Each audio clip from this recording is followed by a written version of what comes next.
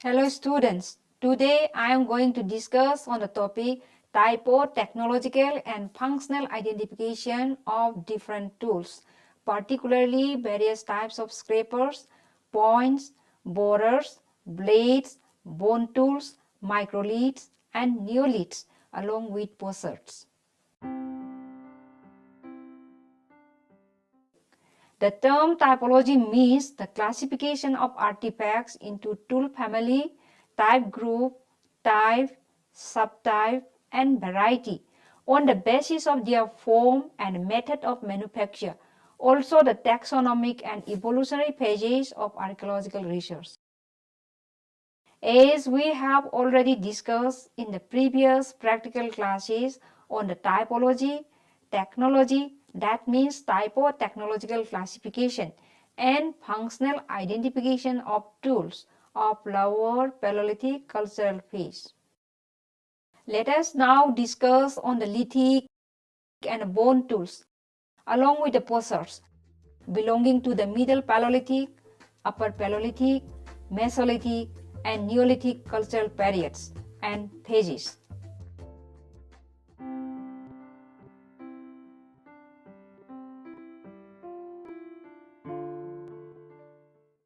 The classification of artifacts and their manufacturing techniques are discussed here under the following heads.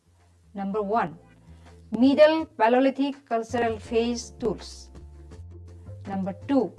Upper Paleolithic cultural phase tools. And number 3. Mesolithic cultural period tools. And number 4. Neolithic cultural period tools.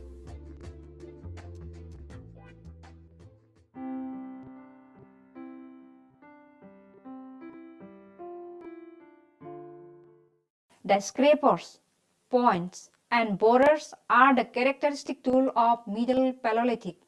Hence, these three type groups are selected as representative tools for drawing and description of Middle Paleolithic cultural phase. Scrapers. Scrapers are the most common type group. They are usually smaller tools made on medium-sized flakes or blades.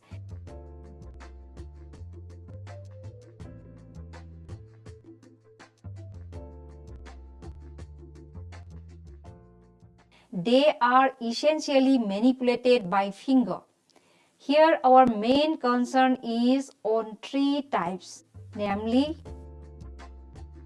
side scraper, round scraper and end scraper, and two subtypes, convex side scraper and concave side scraper, also known as hollow scraper only. Now let us discuss on side scraper. The side scraper is a tool made on a medium-sized flake with a working edge at one of the sides. It is usually prepared or manufactured by using Levallois technique.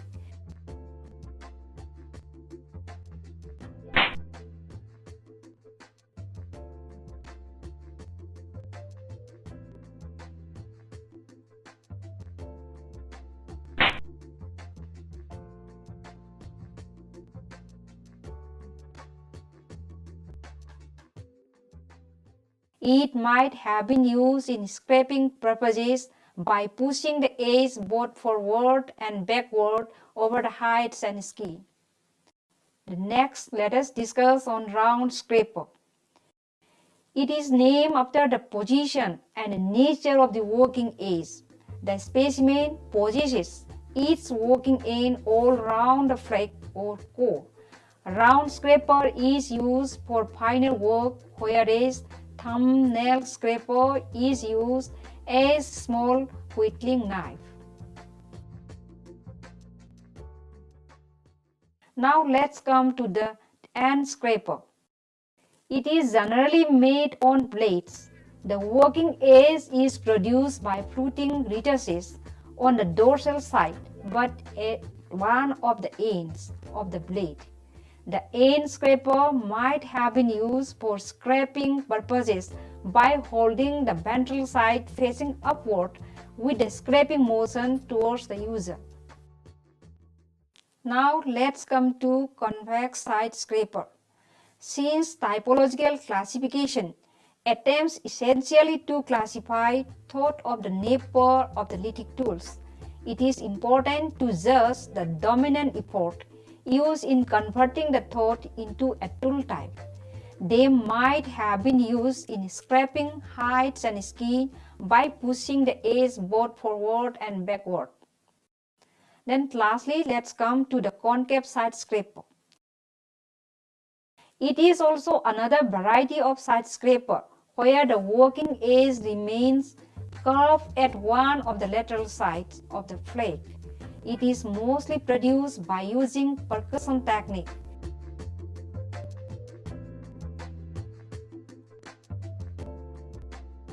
It might have been used for scraping away any excess material on a shaft or bone artifact in spoke-shaped fashion. Let's discuss on the points.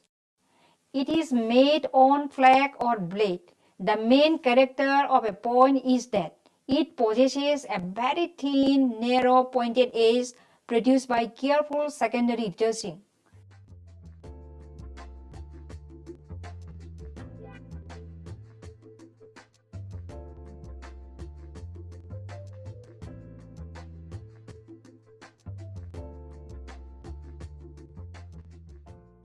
According to their shape, point can be classified into triangular points, leaf-shaped points, particularly willow leaf and laurel leaf, tang points or shoulder points, etc.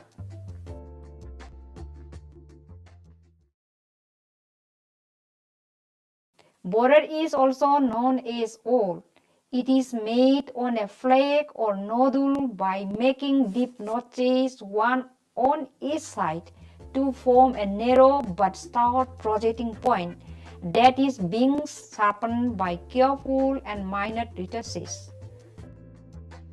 These tools might have been used for boring or drilling holes for further use. Now let's come to borer cum scraper. This is another characteristic tool of this period. In this type of tool, the projecting borer end is retouched along with the adjoining concavities to serve as guards, protecting the object to be bored as well as the tool itself. It gives a suitable handhold to the manipulator.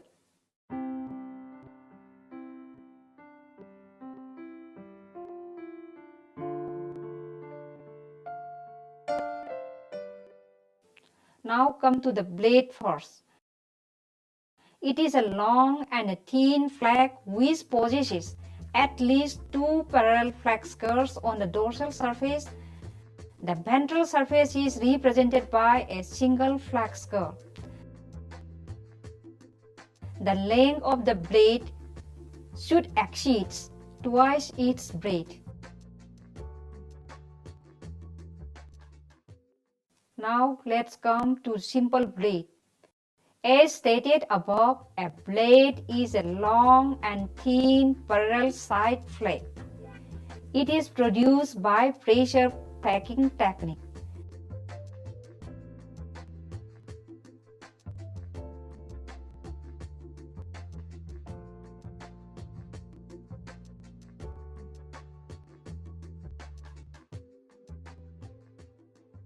It cannot be used as a tool without further modification. Now let us discuss on blunted blade. It is an ordinary rectangular blade. One of its naturally obtained sharp edge is blunted by a series of stiff flaking. These, when hafted to a handle, can serve as a knife. The blunted edge is inserted into the groove and secured with vegetable resins. Now come to the bone tools. The bone tools of Upper Paleolithic cultural phases include harpoon, bone needles, bone point, dart thrower, and baton the commandments. The next point is about harpoons. The harpoons constitute an important tool family within which an evolutionary series can be recognized. They are simple harpoon, single bob harpoon, double bob harpoon, double bob harpoon with knob, multiple bob harpoon without knob, and multiple bob harpoon with knob. These tools might have been manufactured by using grinding and grooving techniques and used for hunting small games and fishing. Now let's come to the bone needles. Bone needles can occur only in the Magdalenian industries. Sometimes they have eyes and sometimes not. These tools were manufactured by grinding, grooving, and boring technique.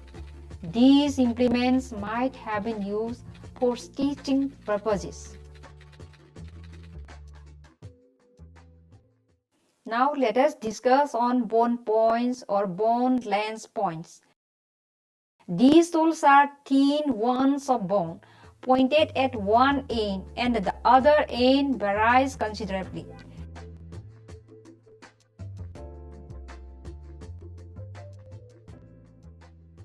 They are made by using grinding and grooving techniques. They might be used as the heads of lances. Now come to the dart thrower. It is produced by grinding, grooving, and engraving techniques. As the name suggests, these tools might have been used as the thrown of the projectiles like dart.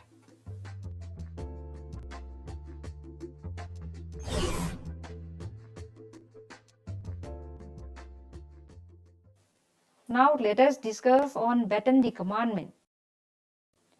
These tools consist of a portion of antler with one or more holes pierced through the main body.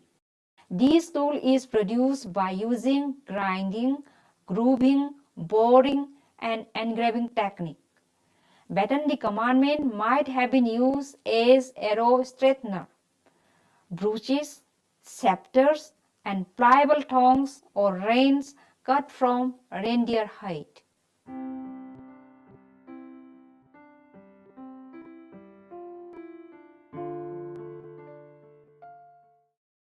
Microlith means small stone.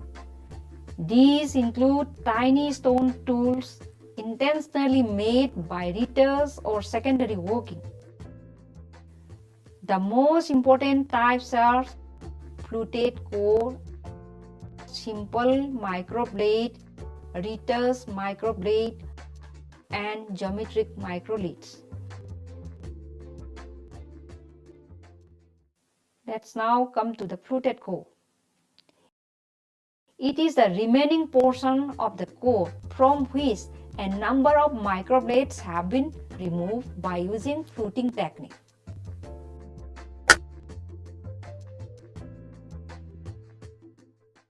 Now come to simple microblades. These are thin and slender flakes produced by fluting technique.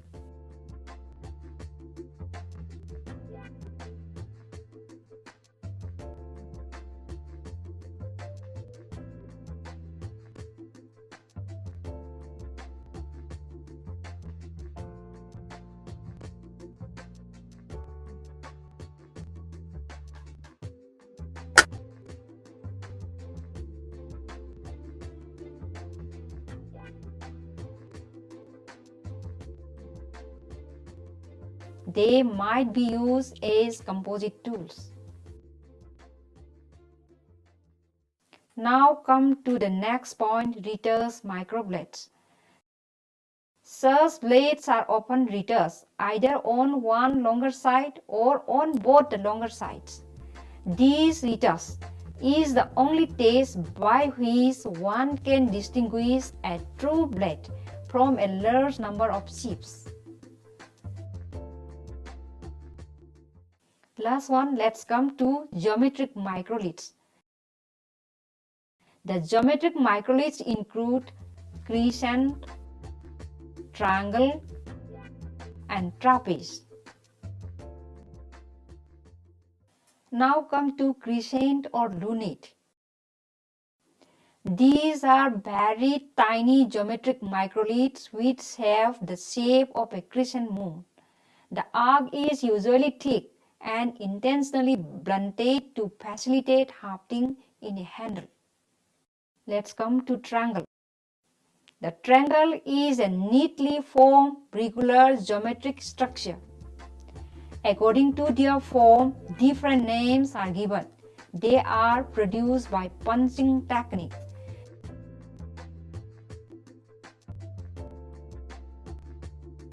They are used for making the bobs of harpoons. Now let's come to trapeze. In a trapeze, two horizontal, one is upper and the other one is lower, sides are parallel, and these parallel sides consist of the original primary flake of which the tool is a part. They are also used as a composite tool.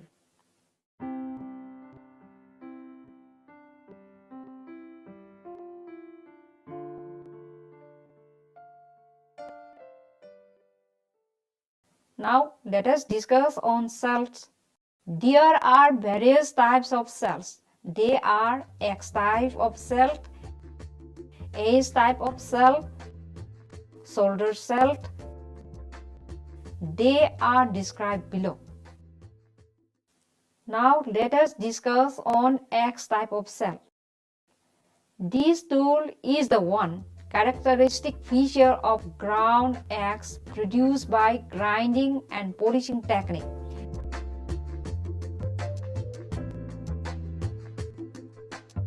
It might be used for cutting and splitting trees. Now let us discuss on S type of cell. It is a thick triangular piece made normally on a flake. It is also produced by grinding and polishing technique. An axe is essentially a carpenter's tool, though it is also used for agricultural purposes. Next come to the point chisel. A lithic chisel is a small, narrow, cylindrical or rectangular piece with two of its smoother sides tapering halfway down to the edge to form a broad edge. Tool making technique is grinding and polishing. It is applied to the timber so that the edge cut the timber on a wide front across the fiber of the wood. Lastly, let's come to the solder shaft.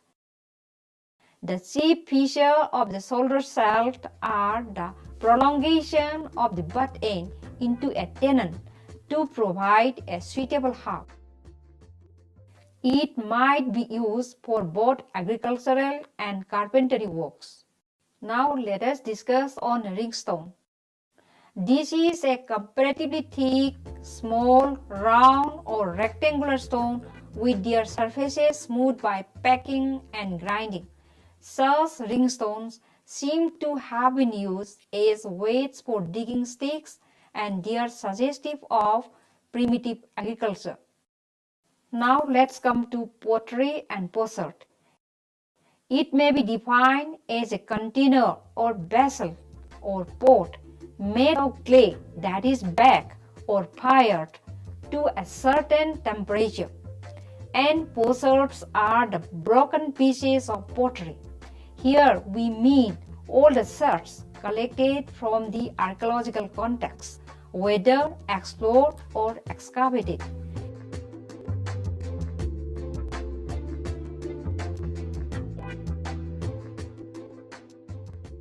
These give us important clues about the ceramics and its associated cultural levels. Pottery existed from Mesolithic onwards till that through Chalcolithic period, Bronze Age, and early Iron Age. In this module, we concern only the Neolithic handmade and wheel-made potsherds. Now come to the handmade potsherds. It is a coarse fabric, rough texture and coarse surface finish. Firing is not done completely.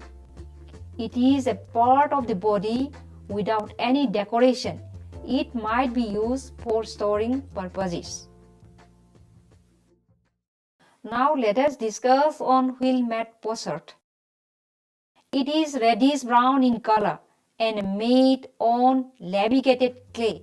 The surface is decorated with black painting in geometric pattern. The thickness of the surface is uniform. It is made by wheel and complete firing by using enclosed kiln.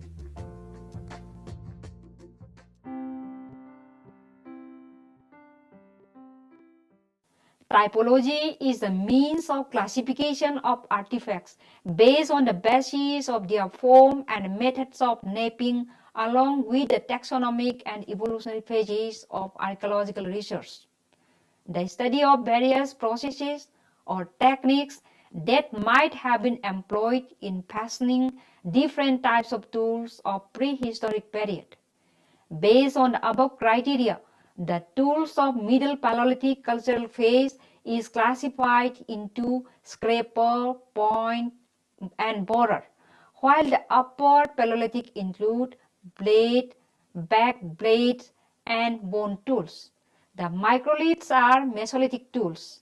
Likewise, shells, chisel, ringstones, and pottery are considered as Neolithic artifacts. All the tool types are described along with their manufacturing techniques and probable functions.